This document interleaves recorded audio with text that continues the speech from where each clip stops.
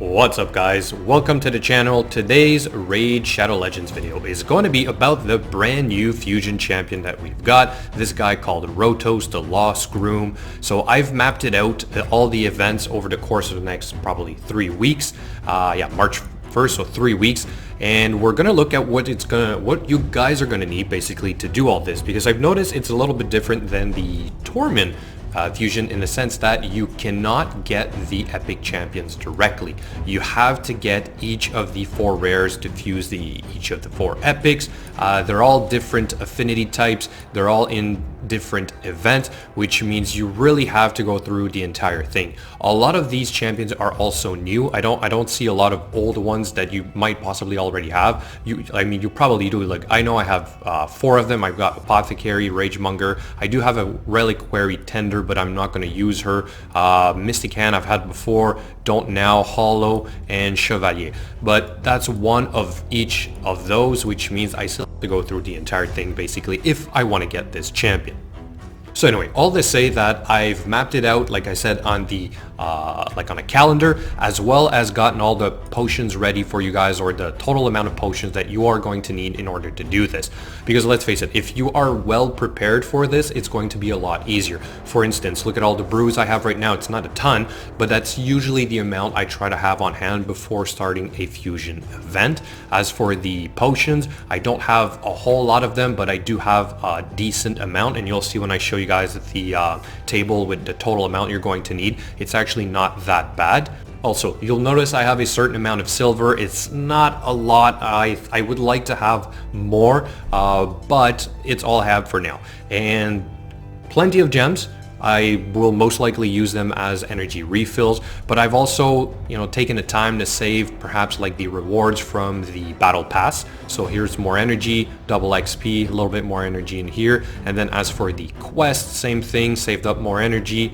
My weekly also is just about, well, it's pretty much done. As soon as I pop these, then I'll be able to pop these, complete these, and then have even more energy lined up, which will then refresh my weekly quests. I'll have then more energy ready to go. My monthly is also going to complete during that time. So all to say that, again, if you are well prepared, it should be relatively easy to complete fusions like this. I realize my account is 1 year old. I am 100% free to play, and I do hoard all my champions, at least 1 copy of everyone that I've ever gotten, and this is how I'm able to complete these. Now, the real question is though, do I actually want this guy? Hold on, he's not here, he's in the Undead. His kit is very interesting. It's all single target hits, and you'll see that he kind of like steals HP, adds it to his own. It will reduce the max HP of the champion he's attacked up to a maximum of 60%. He'll also ignore defense, ignore unkillable and block damage buffs, as well as grant an extra turn if he kills an enemy, and then they cannot be revived. So I'm thinking probably arena, perhaps some dungeons like the Ice Golem.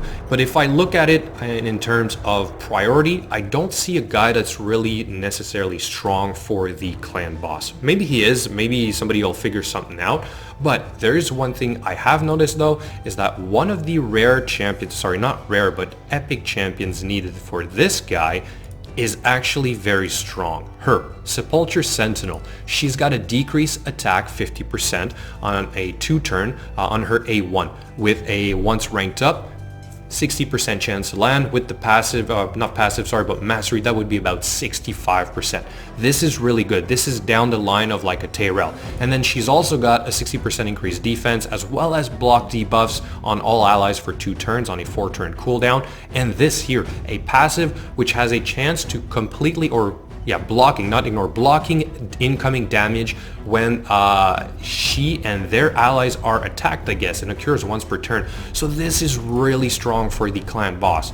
I think I'm more excited about this champion than I am about the actual legendary. So I don't know about you guys, but if you do decide to go for legendary, then you're gonna have to pass up this champion. If you already have a Tyrell or an Altan, man, great, but I don't, so I might just not even do the legendary fusion unless I see somebody come up with a build really early on to say like, he's absolutely amazing. Okay, so now let's look at the total amount of potions that you guys are going to need to complete this. So it is a full fusion in the sense that you are going to need all 16 rare champions to get all 4 epic champions to then get your legendary champion.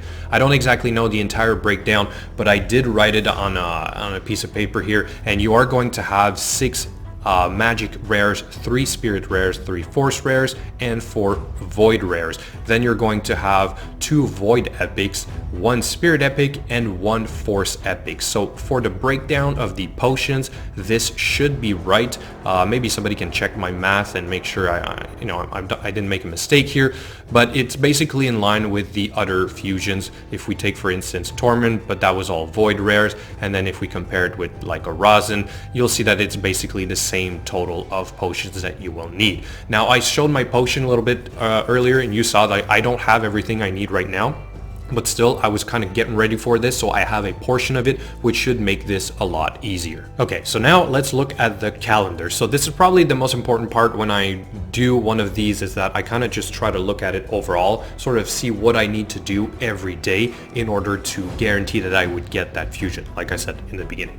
So like number one, the first day, tomorrow would be basically the spider tournament, right? Because you're only going to have 3 days to complete this. I am going to need Mystic Hand. He's part of the Sepulture, so that's going to be my first day. It's going to be spent doing that. On the second day, we're going to start having like the summon rush. If you do need the apothecary or runic warder, you're going to have to get through it. The champion training event, even though it started on the 14th, it's going to end only on the 23rd, so you got plenty of time to do it. I'm not really stressed about that. And then, for instance, like on the 17th, you're going to have the Ice Golem tournament, which is going to overlap with the Dungeon Divers event, which is kind of perfect, right? Because it's going to complete both of them at the same time. And even if you just farm the campaign, well, the champion training event will also complete the Dungeon Divers event. There's only 1 artifact enhancement event for the Corpulent Cadaver, so that shouldn't be too bad. The last one had 2, which made it a little bit more demanding in terms of silver. I know I ran out. I literally had to kind of just try to do the campaign to make a little bit more silver in order to finish the second one, or what I needed from the second one to complete the fusion. But basically, pay attention to which events overlap and try to complete them at the same time if possible. If there's a champion you already need, then just simply skip that event and move on to the next one. Now, here's a couple of pictures of the Torment fusion, and you'll see what I mean by the fact that you cannot get the epics anymore. So if we take, for instance, the champion training event, which was 33,000 points, but you could get the epic directly at the end, which meant that you could skip some of the other events because you basically would have gotten it all in one shot. Now, instead, if we look at this champion training event, you're going to have 3 of the rares in there. I would assume that it's going to be just as the same amount of points basically, and then that the last one is still going to be just a rare, and that rare will be needed for one of the 4 epics. And it's not like these 3 rares together will make 1 epic. It's going to I think I'm pretty sure it's 3 different epics, so they're kind of forcing you to most likely go through the entire set of events in order to get what you need. Here's another example of the Dungeon Divers event. It's typically the champion will only be available once you hit the maximum amount of points. Here's an example of the Dragon Tournament, I think. Yeah, that was the Dragon Tournament. Again, 3,000 points to get that rare.